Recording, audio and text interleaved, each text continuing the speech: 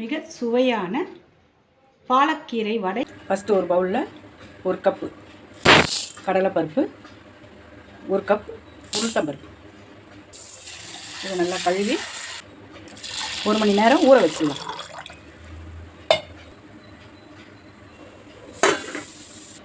மறுபடியும் அதே கப்பில் 1 கப் உடச்ச கடலை மிக்சியில் போட்டுக்கலாம், மிக்சி ஜாரில்.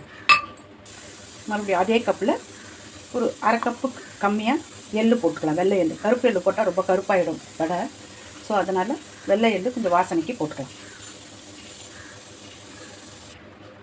ஒரு அரை ஸ்பூன் சீரகம், சும்மா கொஞ்சமாக கல் உப்பு போட்டுக்கலாம். இது கொஞ்சம் குறன்னு அரைச்சி எடுத்துகிட்டு வந்தாச்சு. ஒரு மிக்ஸ் பண்ணுற பவுல் எடுத்துக்கிட்டு ஒரு பச்சை மிளகாய் காரத்துக்கு, ஒரு மீடியம் சைஸ் வெங்காயம், தேவையான அளவுக்கு பாலக்கீரை எடுத்துகிட்டு அதை பொடியாக நறுக்கிக்கலாம். பொடியாக நறுக்கியாச்சு. அதையும் எடுத்து இதில் போட்டு இந்த அரைச்ச உடச்ச கடலையும் எள்ளையும் இதில் மிக்ஸ் பண்ணிக்கலாம்.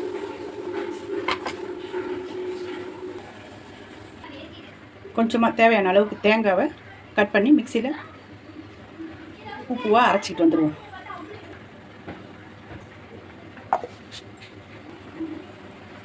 அரைச்சிட்டு வந்தாச்சு. இதில் போட்டு ஒரு அரை ஸ்பூன் கார்ன்ஃப்ளவர் மாவு, 1 ஸ்பூன் பச்சரிசி மாவு, கொஞ்சம் போல் கொத்தமல்லி தழை,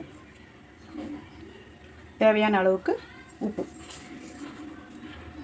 போட்டு ரெடியாக வச்சுப்போம். மிக்சியில் போட்டு குறன்னு அரைச்சி எடுத்துகிட்டு வந்துடலாம். ஒரு மிக்சி ஜார் எடுத்துக்கிட்டு அதில் கொஞ்சம் தோலோடு பூண்டு போட்டுப்போம். அதுக்கப்புறம் நம்ம ஊற வச்ச உளுத்தம்பருப்பும் கடலைப்பருப்பும் போட்டுக்கலாம்.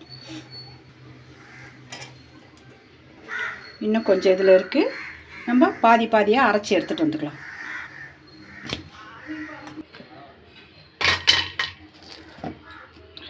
இப்படி குறன்னு 1-2 முழுசாக இருந்தாலும் பரவாயில்ல. இப்போ இதை எடுத்து நாம் ரெடி பண்ணி வச்சுருந்த மிக்சரில் போடுவோம். மீதி இருக்கிறதையும் இன்னொரு வாட்டி போய் அரைச்சிட்டு வந்துடும். ஒரே வாட்டியாக போட்டு அரைச்சோம்னா கீழே இருக்கிறது மட்டும் நைஸாக மசிஞ்சிரும். ஸோ அதனால் 2 வாட்டியாக அரைச்சோம்னா எல்லாமே குறப்பாக கிடைக்கும். 2வது வாட்டியும் அரைச்சி எடுத்துகிட்டு வந்துட்டோம். இதில் போட்டுக்கலாம். போட்டுட்டு எல்லாத்தையும் நல்லா எண்ணெய் காஞ்சதும் நம்ம உருட்டி வச்சுருக்கிறத வடையாக தட்டி போட்டு எடுத்துடலாம். இப்படி கொஞ்சம் இது சின்ன தீயில சிவக்க வச்சு எடுப்போம். சூடான மிக சுவையான பாலக்கீரை வடை ரெடி.